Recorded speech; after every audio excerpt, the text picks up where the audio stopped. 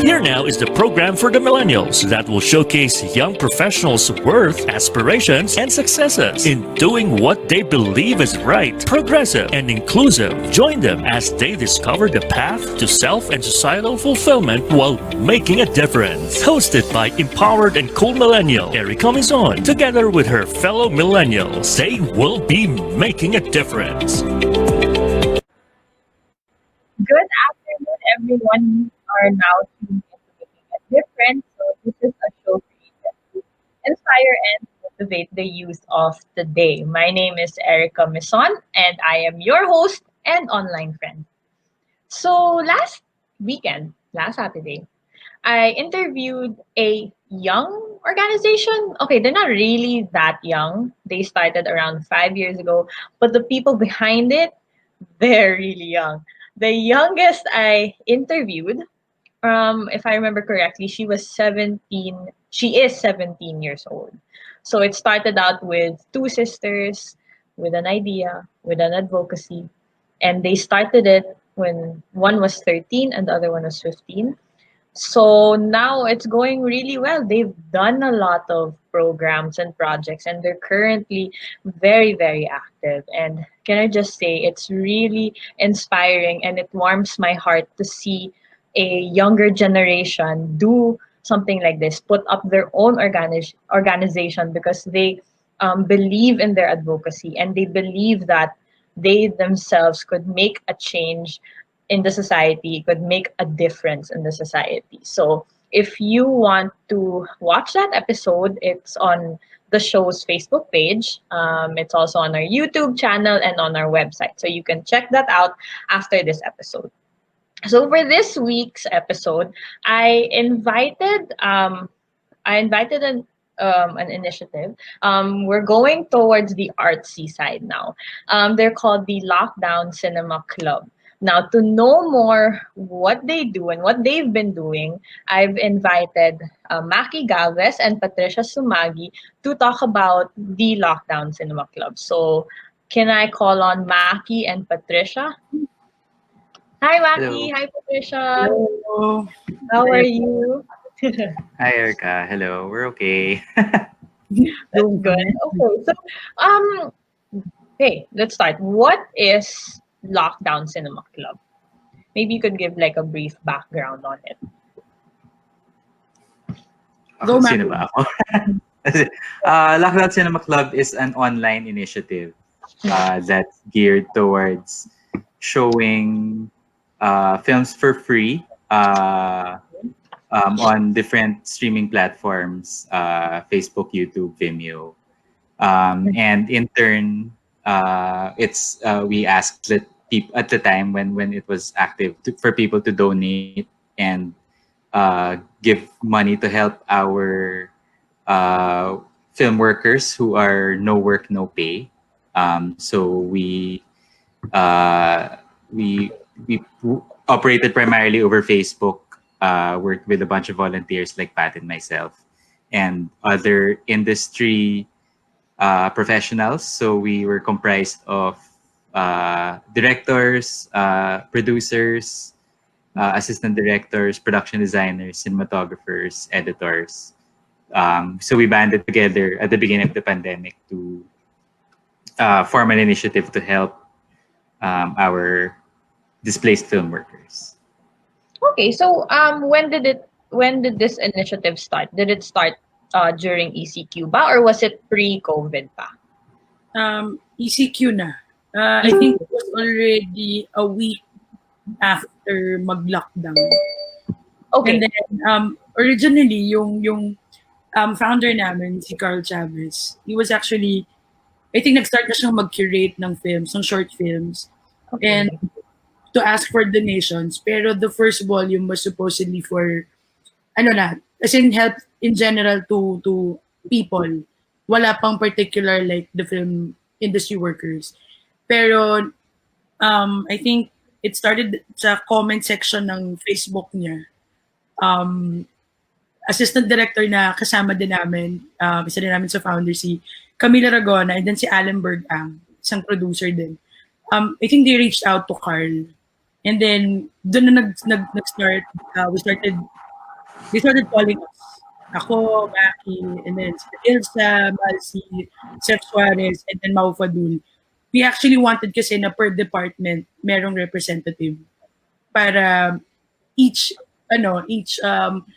particular department may mag-vouch for the workers. Kasi of course, ako personally, even if I'm a producer, I wouldn't know all the names or sino ba yung lahat ng mga to. So we really needed people to actually vouch for yung mga tao din nila, kasama nila, workers na kasama namin. Kasi we don't work naman all the time with the same projects. Yun, then yun na yun. Umabot kami ng hanggang volume 6. Nung una, as in we wanted na, we started actually na thinking 50 people lang yung tutulungan. And then we were overwhelmed kasi we were listing down the names. We got to a point na, tigta 10 lang tayo, 10 per department. Tapos, syempre, ang bilis ng balita eh. Once you have itong number of people na to, I'm sure na mag-spread out siya fast. So parang, umabot namin sa point na, sige, let's just get all their names and then let's figure it out. Magdasal na lang tayo na may mag-donate. Eventually, in fairness naman, I think sobrang daming bukas palad na who actually reached out. Actually, kahit taga-ibang bansa, foreigners, it's not really Filipinos alone. Yeah, as in ang daming nag-donate from other countries na who saw the films also, the short films. Okay. Nice. That's very nice to hear. Yun nga, I watched also an interview. That's how I got to know you guys, and I was like, okay, this is something new, especially since given the ECQ. But we'll get to that later. Speaking of films, maybe we could talk more naman on that. So do you have mga sample films or what have you been showing during ECQ? Yeah, so we have volumes nga. So we kaya siya release in volumes kasi as the lockdown kept on extending, people started to offer their films in waves. So kino-collect nung programming committee namin. So aside from the volumes, because actually sobrang busy namin ni Pat, I actually haven't seen any of the stuff in Lockdown Cinema Club kasi medyo naging full-time work yung donation drive. So I think we showed there some posters of the other live events that we had. Like we had a live script reading ng ano yung kay Tonet, Pat? That thing called Tadhana. Yeah, we had that thing called Tadhana. So those were Angelica and Okay. Yeah, JM, and then si Tonet, who's a friend of in the industry as well. Since siya yung writer and director, siya naman yung nagbasa ng script screen directions. So nag-evolve yung programming. So it used to just be that, and then nag-slow down of donations kasi by week 5, week 6, wala nang pumapasok na donations because people were starting to hold on to their money. And then those that gave could only give so much because they had to watch out for themselves as well. So we started holding different events. So yun yung isa, live script reading ng that thing called Tadhana. Our biggest achievement is actually partnering with ABS-CBN. Yeah. That took time kasi we're relatively young sa industry. Hindi rin kami ganun kakilala ng ABS. But as the initiative gained traction, we were able to partner with them. We actually staged a long event called Gabi ng Himala. So we had actor directors reenact scenes from the movie. Okay. No, wala ba? Is it just me or medyo nag... Anyway, Okay, yan. So, Looking at it was himla, right? Gabi ng Himala. Actually, nasa ano pa siya, nasa online pa siya. I think mahanap niyo pa siya. Okay. Nakaka-collaborate kami with directors and then some actors na willing gawin to recreate some scenes.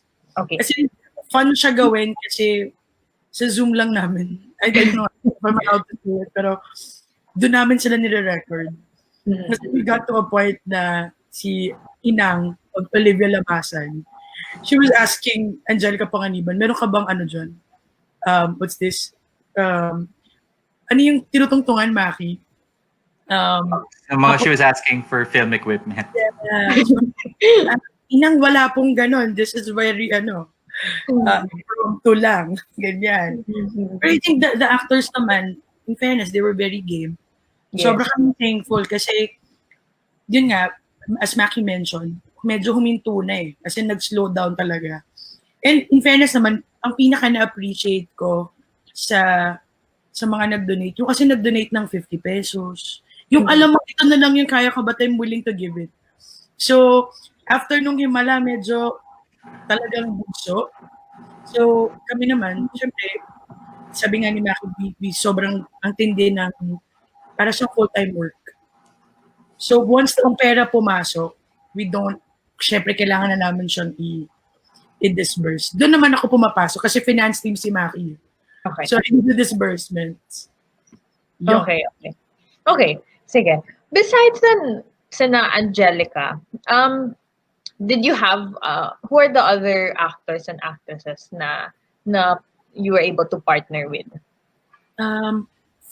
For Zomba Dings, kasi we did the script reading of Zomba Dings, ang gumanap sila Paula Ballesteros,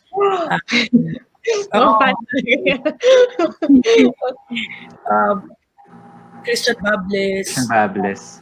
Yeah. As in, sila, Vance Larena, sila yung mga parang, sige, ito tayo, toka natin. Kasi, we sa dami namin, we actually wanted na, okay, itong team na to, kaya gumawa ng Tadhana. And then, itong group na to, kami yung gagawa ng Zomba Dings. And then, the other one, syempre, yung pinakamalaki, which is yung Gabi ng Himala. Lahat kami, sinong free? Let's do this. Yung sa Gabi ng Himala, doon yung pinakamaraming artista talaga. Like Jericho Rosales. Even Ding Dong Dantes and Marian Rivera did a version. Yeah, si Ding Dong. Yeah, si Ding Dong actually directed and shot Marian. Yeah. What? Oh, cute naman nun. Love nila. Sobrang ating. Yes, gumawa din. Pero, it's hindi siya reenactment, pero it's a very short, powerful minutes na nandun, na piniplay niya. And then si John Lloyd yung pang last niya. niya. So, Yeah. Si John Lloyd. Ang ganda naman. Ka. So it's still, we can still watch it pa ba? Yung mga live script Yeah, the ABS-CBN restoration page, YouTube page should have clips. Yeah. I don't know if I think they've divided it up into clips. Mm-hmm. But yeah, people still should have access to see it. Okay. Kasi na-curious tuloy ako. I wanna see yun. Cute naman niya, no? Ding Dong, tsaka ni Marian, diba? Yeah. So in fairness din, magaling kasi si Ding Dong, frustrated director yan eh. So linabas niya talaga yung desire niya to direct. Ang ganda, promise. You better watch it. Okay. It's Sige, really nice. Nito, actually. Or mamayang gabi. Bago akong matulog. But okay, sige. Okay, so we'll go on break first.